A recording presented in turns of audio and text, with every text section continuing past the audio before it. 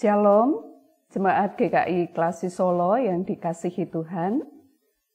Kita bersyukur kita sudah memasuki bulan Desember dan kita bersama-sama di dalam penghayatan masa-masa Advent. Kita mensyukuri untuk kasih Allah yang senantiasa kita alami di dalam kehidupan kita. Kita akan bersama merenungkan sabda Tuhan, namun sebelumnya kita akan berdoa. Bapa yang mengasihi kami mengucap syukur untuk segala hal yang sudah Tuhan perbuat di dalam kehidupan kami. Terima kasih karena di sepanjang perjalanan yang kami tempuh, hingga hari ini kami boleh memasuki bulan Desember. Tuhan terus menolong kami, menguatkan kami, Tuhan menyertai kami di segala keadaan hidup kami. Terima kasih Bapa untuk kebaikan Tuhan kepada kami. Kami bersyukur dan selalu bersyukur kepada Tuhan. Hari ini Engkau kembali akan menyapa kami melalui kebenaran firman-Mu. Ya Allah, biarlah apa yang hendak Engkau katakan kepada kami menjadi penghiburan bagi kami, kekuatan untuk kami boleh terus memaknai kehidupan dengan segala sesuatu yang berkenan di hati Tuhan. Engkau akan membuat kami terus menghayati kasih yang tak pernah berkurang. Di dalam segala yang kami kerjakan, Tuhan ada. Dan Tuhan memberikan kepada kami kemampuan untuk kami menyelesaikannya. Hati kami siapkan untuk Engkau menaburkan segala kebenaran. Tuhan akan lembutkan hati kami, jadikan seperti tanah yang subur, sehingga benih itu akan bertumbuh, berkembang, dan berbuah. Terima kasih Bapa, dalam nama Tuhan Yesus kami berdoa. Amin. Firman Tuhan pada hari ini diambil dari Kisah Para Rasul pasal 13 ayat 16 sampai dengan ayatnya yang ke-25. Maka bangkitlah Paulus. Ia memberi isyarat dengan tangannya lalu berkata, "Hai orang-orang Israel dan kamu yang takut akan Allah, dengarkanlah. Allah umat Israel ini telah memilih nenek moyang kita dan membuat umat itu menjadi besar ketika mereka tinggal di Mesir sebagai orang asing. Dengan tangannya yang luhur, ia telah memimpin mereka keluar dari negeri itu. 40 tahun lamanya ia sabar terhadap tingkah laku mereka di padang gurun. Dan setelah membinasakan 7 bangsa di tanah Kanaan, ia membagi-bagikan tanah itu kepada mereka untuk menjadi warisan mereka selama kira-kira 450 tahun. Sesudah itu, ia memberikan mereka hakim-hakim sampai pada zaman Nabi Samuel. Kemudian mereka meminta seorang raja, dan Allah memberikan kepada mereka Saul bin Kis dari suku Benyamin 40 tahun lamanya. Setelah Saul disingkirkan, Allah mengangkat Daud menjadi raja mereka. Tentang Daud, Allah telah menyatakan, "Aku telah mendapat Daud bin Isai, seorang yang berkenan di hatiku dan yang melakukan segala kehendakku. Dan dari keturunannya lah, sesuai dengan yang telah dijanjikannya, Allah telah membangkitkan juru selamat bagi orang Israel, yaitu Yesus." Menjelang kedatangannya, Yohanes telah menyerukan kepada seluruh bangsa Israel supaya mereka bertobat dan memberi diri dibaptis.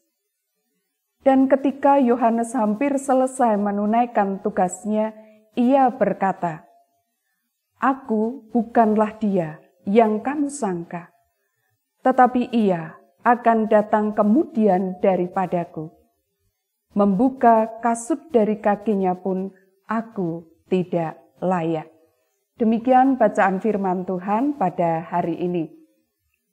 Bapak, Ibu, dan saudara-saudara yang dikasihi Tuhan, Rasul Paulus melalui bacaan kita pada hari ini mengingatkan kepada setiap orang, bukan hanya kepada orang-orang percaya pada masa itu, tetapi juga kepada kita, orang-orang percaya di masa kini. Bagaimana Allah begitu mengasihi kita. Allah begitu peduli dengan setiap umat-Nya. Allah yang senantiasa hadir di setiap perjalanan hidup yang ditempuh oleh setiap umat. Bapak, Ibu, dan saudara yang dikasihi Tuhan, bagian firman Tuhan yang kita baca pada hari ini mengingatkan bahwa Allah memilih umat Israel untuk menjadi umat kesayangan Tuhan, umat pilihan Tuhan. Dan sebagai umat yang dipilih oleh Allah, Allah menyatakan tuntunannya, penyertaannya, karya-karya Allah itu dinyatakan di dalam kehidupan umat Israel. Melalui ayat-ayat kita tadi, Rasul Paulus mengatakan bahwa Allah yang sudah memilih nenek moyang bangsa Israel untuk menjadi umat yang besar. Sekalipun mereka pernah berada di negeri perbudakan, sekalipun mereka pernah berada dalam masa hidup yang teramat sukar ketika mereka harus berada di negeri asing. Namun ternyata itu tidak bisa menghentikan karya Allah bagi umat pilihannya. Itu juga tidak bisa membatasi karya Allah untuk orang-orang yang dipilihnya. Tangan Tuhan yang begitu berkuasa menuntun bangsa Israel. Sehingga saat umat itu berada di negeri perbudakan, ketika mereka berada di negeri asing, Allah dengan tangannya yang kuat, Allah dengan tangannya yang luhur, maka Allah berkarya menuntun dan memimpin, menjadikan umat yang berada di negeri perbudakan ini keluar dari negeri asing itu sebagai bangsa yang merdeka. Allah telah menyediakan bagi mereka, bagi umat itu, suatu negeri.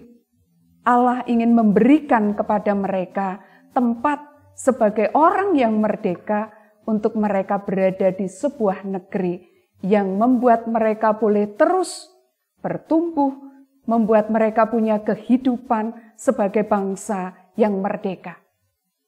Di dalam perjalanan dari negeri perbudakan menuju ke negeri perjanjian, itu bukan juga sebuah perjalanan yang mudah, bukan juga sebuah perjalanan yang singkat. Di dalam ayat tadi, Rasul Paulus mengatakan bahwa 40 tahun Allah itu menuntun, menyertai bangsa Israel berjalan di padang gurun. Dan dikatakan bahwa Allah itu dengan segala kesabarannya menghadapi tingkah laku bangsa Israel ketika mereka di dalam perjalanan menuju ke negeri perjanjian. Bapak, Ibu, dan saudara yang dikasihi Tuhan, tentu kita masih ingat apa yang dilakukan oleh umat Israel ini saat mereka berada di padang gurun. Ketika mereka menghadapi kesukaran, maka dengan cepat mereka akan menyalahkan Musa sebagai orang yang dipakai oleh Tuhan untuk menuntun mereka keluar dari negeri perbudakan. Mereka akan berpikir bahwa Musa inilah orang yang akan membuat mereka mati di padang gurun. Allah menunjukkan karyanya saat mereka berada dengan kesukaran, ketika mereka harus berhadapan dengan laut teberau. Allah dengan karyanya yang hebat menyelamatkan umat. Ketika mereka ada di dalam keberadaan membutuhkan air, dan saat mereka kekurangan air itu, maka Allah juga menyatakan karyanya sehingga umat itu tak kekurangan air, meski mereka berada di padang gurun. Saat mereka membutuhkan makanan, Allah memelihara mereka. Dengan setiap pagi, Allah mengirimkan bagi mereka makan. Bapak, Ibu, dan Saudara, karya Allah begitu nyata bagi umat itu. Sekalipun mereka melihat dan mengalami karya Allah, tetapi toh tiap-tiap kali berhadapan dengan kesulitan, tiap-tiap kali berhadapan dengan masalah, tiap-tiap kali itu pula mereka marah, mereka bersungut-sungut, mereka meragukan akan karya Tuhan di dalam hidup mereka. Kasih Allah itu, pemeliharaan Allah itu, tidak membuat mereka terus memiliki suatu keyakinan bahwa ketika persoalan yang baru itu muncul, apa yang mereka alami kemarin, karya Allah yang mereka rasakan di masa lalu, pastilah juga Allah akan mengerjakannya di masa kini dan masa depan. Apakah hanya sampai di situ pekerjaan Tuhan bagi umat pilihannya? Tidak juga. Allah terus berkarya untuk umat itu. Sampai umat itu berada di negeri yang sudah Allah persiapkan untuk mereka. Ketika mereka itu memerlukan pribadi yang bisa membimbing mereka, menuntun mereka, maka ada hakim-hakim, ada nabi-nabi, sampai dikatakan ada Nabi Samuel. Dan ketika mereka melihat bahwa orang-orang di sekelilingnya, bangsa-bangsa di sekitarnya punya raja, dan mereka mau memiliki raja, Allah juga memberikan bagi mereka Raja Saul. Dan kemudian digantikan oleh Raja Daud. Jadi Bapak, Ibu, dan Saudara yang dikasihi Tuhan, kalau kita melihat karya Allah yang begitu luar biasa itu, maka sesungguhnya kita bisa berpikir bahwa umat selayaknya untuk juga meresponi kasih Allah itu dengan juga mengasihi Allah. Mensyukuri apa yang Allah buat dalam hidup mereka, menjadi penghiburan bagi mereka, menjadi kekuatan bagi mereka, manakala mereka melangkah ke depan, ada pergumulan yang baru, ada masalah yang datang, ada kesukaran yang menghampiri, ada badai yang kemudian datang silih berganti. Karena Allah yang berkarya di masa lalu, bukan hanya berkarya di masa lalu. Karena Allah yang memilih umat untuk menjadi umat pilihannya, bukan hanya sekedar memilih dan selesai. Tetapi saat dia memilih, dia juga akan terus memelihara. Dia juga akan terus mengasihi. Dia juga akan terus menyatakan karyanya bagi umat pilihannya. Bapak, Ibu, dan Saudara yang dikasihi Tuhan, bahkan karya itu terus berlanjut. Ketika di dalam bacaan kita tadi, Rasul Paulus mengatakan bahwa melalui Daud itu, melalui keturunan Daud itulah, maka Allah memberikan Yesus yang menjadi penyelamat, yang menjadi penolong, bukan hanya bagi umat Israel, tetapi untuk semua bangsa. Dan dikatakan oleh Yohanes bahwa Yesus yang sudah dipilih oleh Allah untuk menyelamatkan semua bangsa ini, merekalah orang-orang yang kemudian mengalami keselamatan oleh karena kehadiran Yesus. Tetapi juga tidak sedikit orang yang menolak kehadiran Yesus sebagai juru selamat, sebagai pribadi yang menjadi penolong, bukan hanya sekedar untuk persoalan-persoalan di masa kini, menyangkut kebutuhan-kebutuhan hidup secara dunia, tetapi juga menyangkut kehidupan yang abadi. Bapak, Ibu, dan Saudara yang dikasihi Tuhan, kebesaran Yesus itu digambarkan oleh Yohanes Pembaptis. Sampai dia mengatakan bahwa membuka kasut dari kakinya pun aku tidak layak. Bapak, Ibu yang dikasihi Tuhan, Ini mau menyatakan keagungannya, kemuliaannya, kebesarannya. Tetapi Dia yang agung, Dia yang besar, Dia yang mulia, Dia mau untuk datang ke tengah-tengah dunia. Karya Allah itu terus dinyatakan. Karya Allah itu terus berlanjut. Karya Allah itu tidak berhenti. Meski manusia yang Dia kasihi, meski umat yang Dia pilih, bahkan tidak meresponi karyanya dan kasih-Nya, tetapi Allah tidak pernah gagal untuk menyatakan karyanya bagi orang-orang yang dipilihnya. Bapak, Ibu, dan Saudara yang dikasihi Tuhan, hari ini ketika kita ada di dalam minggu-minggu Advent, kita memasuki masa-masa Advent. Di satu sisi kita kembali diingatkan dan kita kembali merenungkan betapa besar kasih Allah kepada kita sebagai umat pilihan Tuhan dan secara pribadi bagi setiap kita. Sehingga oleh karena kasih-Nya yang begitu besar itu, maka Dia berkenan untuk hadir. Dia berkenan untuk meninggalkan kemuliaan-Nya. Dia meninggalkan kebesarannya. Rela untuk menjadi sama dengan manusia. Masuk di dalam kehidupan manusia yang penuh dengan dosa. Supaya bisa karya Allah itu dinyatakan kepada manusia. Menyelamatkan manusia. Kalau pada masa itu Allah berkarya memerdekakan umat Israel dari perbudakan di tanah Mesir dan memberikan kepada mereka negeri perjanjian, maka kepada kita Allah juga membebaskan kita, memerdekakan kita, memberikan status yang baru kepada kita, bukan dari perbudakan Mesir, tetapi dari perbudakan dosa dan maut.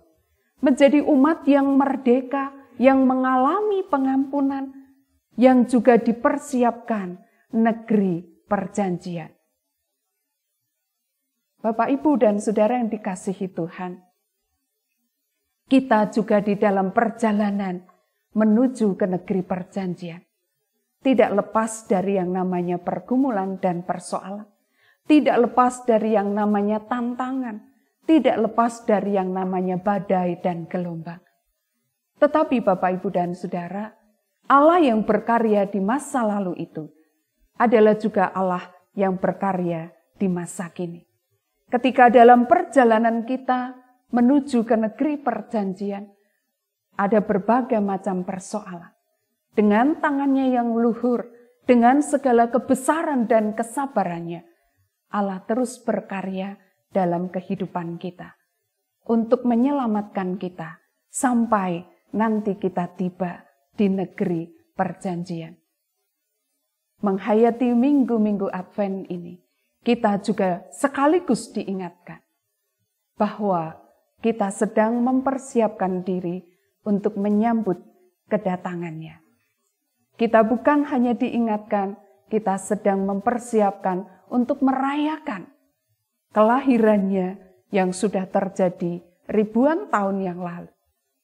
Tetapi kita juga mempersiapkan diri untuk menyambut kedatangannya yang kedua kali. Jadi mari Bapak Ibu, kita akan sambut kedatangannya dengan kita menata hidup, mempersiapkan hati, meresponi kasih Allah itu dengan juga kita mengasihi Allah, mensyukuri baik dengan kata, tetapi juga dengan karya-karya kita. Kita yang sudah mendapatkan penghiburan, kekuatan melalui kehadirannya. Kita juga dipakai untuk kita menyatakan penghiburan itu bagi setiap orang yang masih mencari dan menantikannya. Karena itu biarlah ketika kita mengisi waktu, menanti kedatangannya, kita akan manfaatkan kesempatan itu untuk memberitakan penolong, penyelamat, sudah lahir, sudah hadir, dan terus berkarya di dalam kehidupan kepada setiap orang yang ada di sekeliling kita. Biarlah secara pribadi atau sebagai komunitas, mari kita terus mengerjakan misi Allah. Kehadiran kita, keberadaan kita, boleh membawa penghiburan, membawa terang, dan senantiasa menjadi berkat bagi orang-orang yang ada di sekeliling kita. Ingatlah bahwa Dia adalah Allah yang terus berkarya, baik di masa lalu, masa kini, dan masa depan. Pertolongan Tuhan tidak pernah berubah dan tidak pernah berkurang bagi kita. Tuhan memberkati kita. Amin. Mari kita berdoa. Bapa, terima kasih untuk sabda-Mu. Kami bersyukur karena Engkau memilih kami sebagai umat kepunyaan-Mu. Engkau yang memilih kami, Engkau juga yang terus berkarya dalam hidup kami. Di dalam perjalanan kami menuju ke negeri perjanjian, dengan berbagai macam pergumulan dan tantangan, dengan berbagai macam kesukaran dan hambatan, Engkau Allah tetap berkarya dalam hidup kami. Engkau memberikan jalan keluar dengan tangan-Mu yang penuh kuasa, dengan tangan-Mu yang luhur, dengan hati yang penuh kesabaran. Engkau terus membimbing kami, menuntun kami, menolong kami. Kami bersyukur ya Allah, karena kami menjadi umat kepunyaan-Mu. Ajar kami Tuhan, untuk kami boleh terus menyambut dan merespon kasih Tuhan itu, dengan kami juga mengasihi Tuhan. Melalui setiap kata, melalui setiap karya. Saat persoalan itu datang, saat badai dan gelombang itu menerpa, kami tidak menjadi orang yang mudah marah kepada Tuhan. Kami menjadi orang yang senantiasa melihat Engkau sudah berkarya di masa lalu. Engkau juga Allah yang berkarya di masa kini. Bapa di surga, kami serahkan untuk GKI Klasis Solo ini. Tuhan akan terus bekerja, memperlengkapi di dalam setiap karya, supaya boleh terus mengerjakan misi Allah di tengah-tengah dunia ini. Kami doakan di dalam persiapan setiap gereja dalam mempersiapkan diri untuk menyambut Natal. Tuhan akan menolong di setiap persiapan. Tuhan memberi hikmat. Biarlah kami bukan hanya bersuka cita dan kami rasakan, kami alami, kami nikmati sendiri, tetapi kami juga berbagi sukacita itu dengan setiap orang yang ada di sekeliling kami. Terima kasih Bapa di surga, kami menyerahkan seluruh hidup kami. Kami menyerahkan seluruh karya-karya kami. Biarlah semuanya hanya untuk kemuliaan nama Tuhan. Dalam nama Tuhan Yesus kami berdoa. Amin.